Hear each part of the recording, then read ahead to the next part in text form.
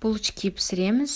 Ол үшін жылы су, жылы сүт, еріген сары май, қант, дрожж, тұз барлығын салып, жақсылап араластырамыз. Ұн салып, жұмсақ қамыр илейміз. Болғаннан кейін бетін жауып, жылы жерге 1 сағатқа қалдырамыз. 1 сағат өткеннен кейін тестімізді видеодағыдай бөліктерге бөліп, оқтаумен жайып, ортасына еріген май жағып, қант сеуіп, видеода көрсетілгендей жүрекше етіп, кесіп формаға саламыз. Булочкилерімізді дайындап болғаннан кейін 20-25 минут формада тағы да қалдырамыз. Содан кейін бетіне жұмыртқаның сарысына сәл сүт қосып, булочкилеріміздің бетіне жағып шығамыз.